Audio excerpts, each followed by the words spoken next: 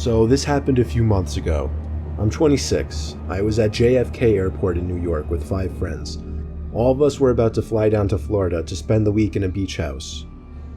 We had a few more minutes to kill in the airport before we would board our flight, and I really had to go to the bathroom all of a sudden.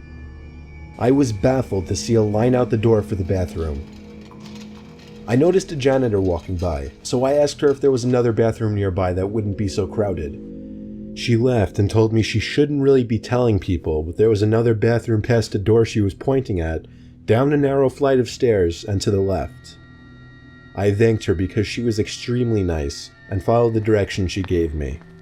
Sure enough, behind that door that no one would think to open was a small stairway that led down to a really poorly lit, skinny hallway. It was so narrow that if 2 people were to pass by each other, one person would have to stand against the wall to make room. I found the bathroom right away. The door was extremely heavy and hard to push. Also, the lights were on inside of the bathroom, and it was filthy in there. It was evident that nobody ever really came in there to clean. Now, this is a little embarrassing to mention, but when I go to the bathroom in public places, I always try to make sure nobody else is around to possibly hear me going.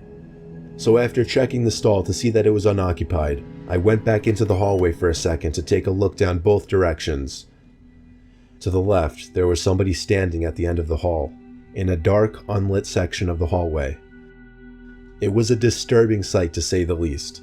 All I could do was awkwardly pull my head back into the bathroom and try to pretend we didn't see each other.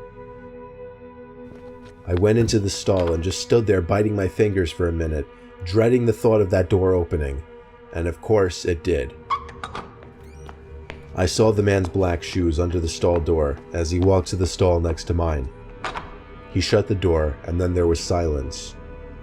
No sound of the man unzipping his fly or sitting down, nothing.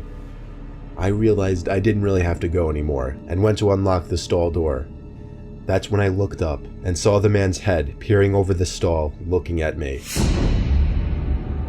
I nearly had a heart attack as my screams bounced off the walls of the tiny bathroom. I ran back up those damn steps and out that door, and then casually walked back over to my friends. I was breathing heavily, but nobody seemed to notice. I didn't tell anyone just because it was embarrassing, and I didn't want my friends to make fun of me in any way. I know, I guess that seems stupid now. We went on to have our Florida vacation and all had a good time. Of course, the thought of that creepy man haunted me every night that week.